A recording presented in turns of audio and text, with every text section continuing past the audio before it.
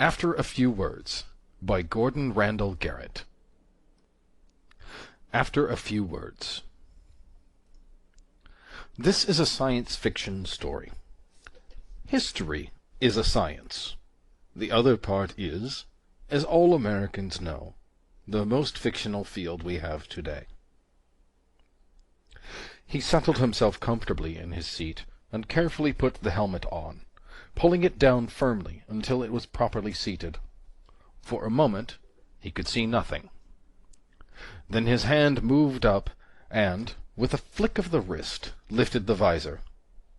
Ahead of him, in serried array, with lances erect and pennons flying, was the forward part of the column. Far ahead, he knew, were the Knights Templars, who had taken the advance. Behind the Templars rode the mailed knights of Brittany and Anjou. These were followed by King Guy of Jerusalem and the host of Poitou. He himself, Sir Robert de Bouain, was riding with the Norman and English troops just behind the men of Poitou. Sir Robert turned slightly in his saddle. To his right he could see the brilliant red and gold banner of the lion-hearted Richard of England. Gules impale 3 lions passant gaudant, or. Behind the standard-bearer, his great war-horse moving with a steady, measured pace, his coronet of gold on his steel helm gleaming in the glaring desert sun, the lions of England on his firm-held shield, was the king himself. Further behind, the Knights Hospitallers protected the rear, guarding the column of the hosts of Christendom from harassment by the Bedouins. "By Our Lady," came a voice from his left, 3 days out from Acre, and the accursed Saracens still elude us." Sir Robert de Bouain twisted again in his saddle to look at the knight riding alongside him. Sir Gaeton de l'Arc-Tombé sat tall and straight in his saddle, his visor up, his blue eyes narrowed against the glare of the sun. Sir Robert's lips formed a smile. "They are not far off, Sir Gaeton. They have been following us. As we march parallel to the sea-coast, so they have been marching with us in those hills to the east." "Like the jackals they are," said Sir Gaeton. "They assail us from the rear, and they set up traps in our path ahead. Our spies tell us that the Turks lie ahead of us in countless numbers, and yet they fear to face us in open battle." "Is it fear, or are they merely gathering their forces?" "Both," said Sir Gaeton flatly. "They fear us, else they would not dally to amass so fearsome a force.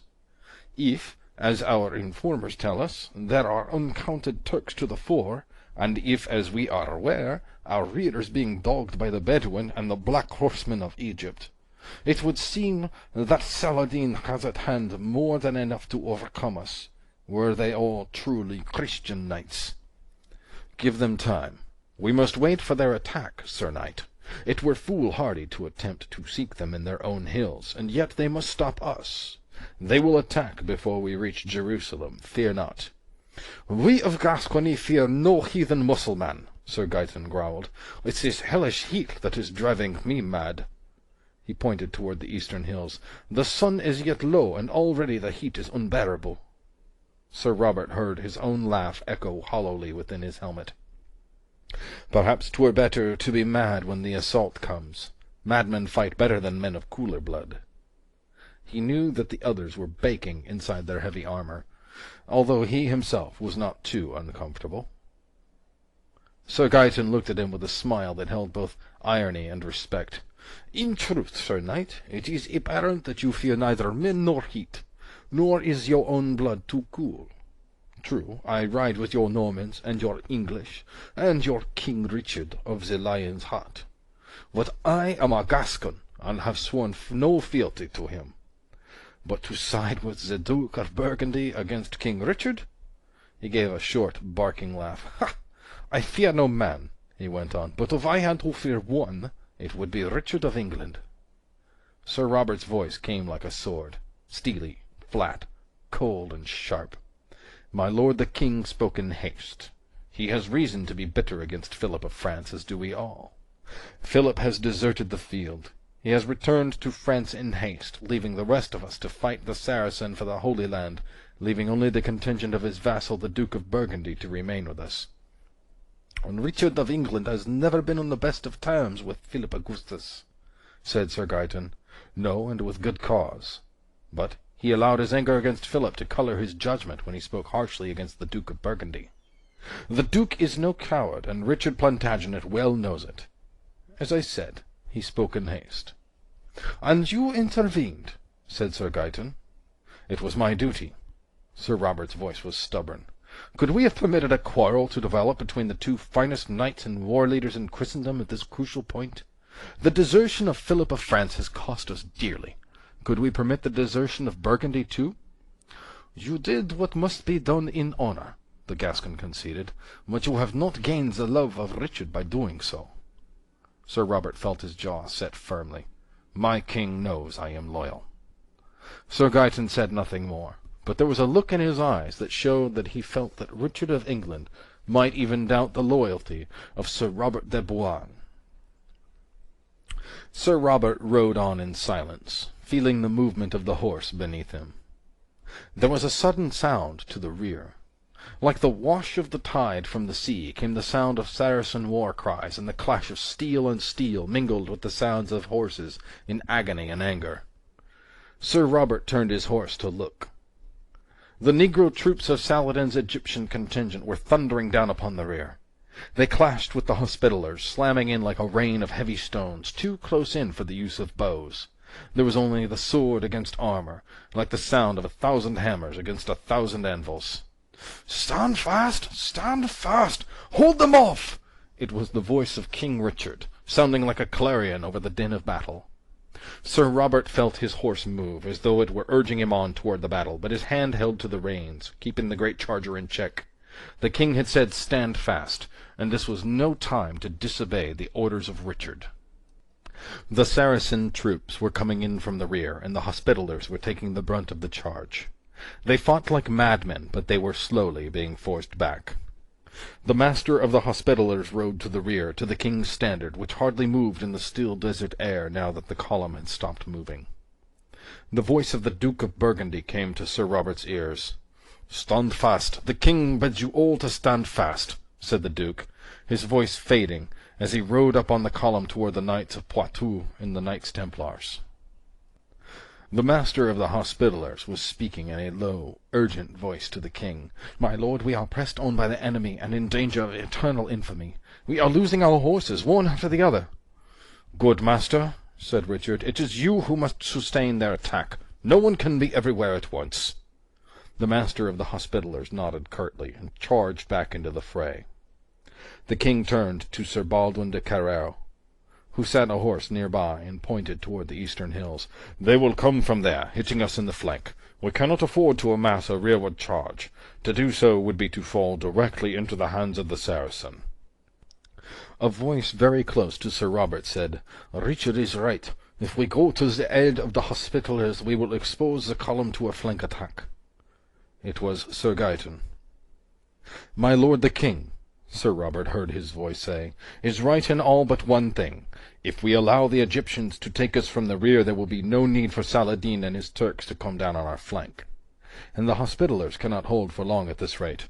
A charge at full gallop would break the Egyptian line and give the Hospitallers breathing time. Are you with me?" "Against the orders of the king?" "The king cannot see everything. There are times when a man must use his own judgment. You said you were afraid of no man. Are you with me?"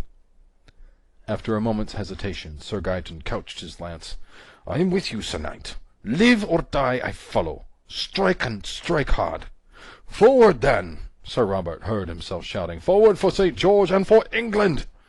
"St. George and England!" the Gascon echoed. The two great war horses began to move ponderously toward the battle lines, gaining momentum as they went. Moving in unison, the two knights, their horses now at a fast trot, lowered their lances, picking their Saracen targets with care. Larger and larger loomed the Egyptian cavalrymen as the horses changed pace to a thundering gallop. The Egyptians tried to dodge as they saw, too late, the approach of the Christian knights. Sir Robert felt the shock against himself and his horse as the steel tip of the long ash lance struck the Saracen horseman in the chest. Out of the corner of his eye he saw that Sir Gaeton, too, had scored. The Saracen, impaled on Sir Robert's lance, shot from the saddle as he died.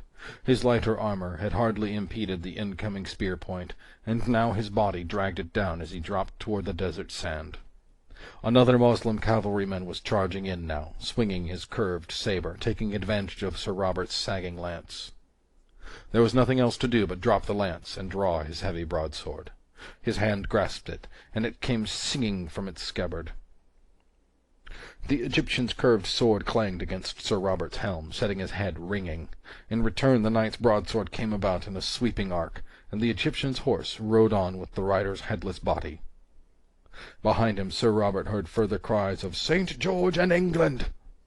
The Hospitallers, taking heart at the charge, were going in. Behind them came the Count of Champagne, the Earl of Leicester, and the Bishop of Beauvais, who carried a great war-hammer in order that he might not break church law by shedding blood. Sir Robert's own sword rose and fell, cutting and hacking at the enemy. He himself felt a dreamlike detachment, as though he were watching the battle rather than participating in it. But he could see that the Moslems were falling back before the Christian onslaught. And then quite suddenly there seemed to be no foeman to swing at.